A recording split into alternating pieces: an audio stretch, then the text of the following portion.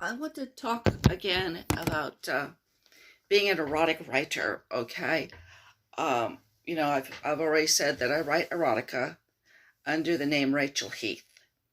And one thing that writing erotica does is it gives you a chance to kind of explore in various areas. Okay, like for example, in Rachel Heath's lesbian erotica, I told a story from the viewpoint of Romney or gypsy young ladies, okay, who are, as they tend to be, kind of overprotected or well, very protected in that community, and at least in the sense of not wanting to have premarital sex, although one of the odd things about the community is they dress in a really flashy and sexy manner, but they have to keep themselves chaste for the marriage night. I also wrote something called Making Us Lesbianese from the viewpoint of Muslim American ladies. And this is kind of goes by an old saying from Saudi Arabia that says, a woman who loves another woman brings neither dishonor to her father's head nor a swelling to her own belly.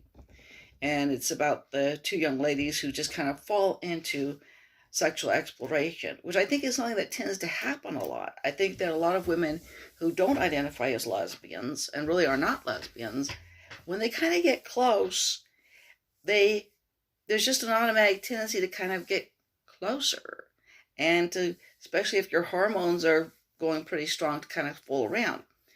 Another thing from that volume, another story from that volume is The Mystery of the Perverts, and it's set partly in the 1920s during the trial of Leopold and Loeb.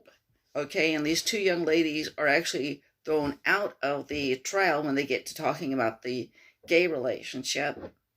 And then they start talking about, well, what do male homosexuals do? And that leads them from talking to doing.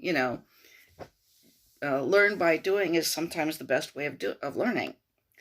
I've also written formula spanking stories from a variety of perspectives and cultures and viewpoints that I don't share. Okay, example, I wrote a story about what are called a lot of times Orthodox, ultra-Orthodox Jews, but they prefer to be called, I think, Haredim. And those are very, very strict followers, and it's called Waiting for the Mikvah, and the husband gets antsy and he wants to start making love when she's not ritually pure, and of course he earns himself a good hard spanking. And I've written from the point of view of people following traditional old-fashioned male dominant, female submissive marital roles, and I've also written from the viewpoint of somebody following in a feminist marriage, somewhat doctrinaire feminism, where the man doesn't do his share of the house cleaning, and guess what happens? The spanking. Another couple is following very strict old-fashioned gender roles, and the man doesn't do his man's work of mowing the lawn, and he gets a spanking. Okay, at the same time, I've also done things where the Christian domestic discipline novellas that I've written all have the man being the head of the household, and he lovingly and carefully disciplines his wife, which sometimes does mean spanking her bottom and getting it nice and toasted. So anyway, those are just some of the thoughts that I decided to share right now about being Rachel Heath and writing erotica.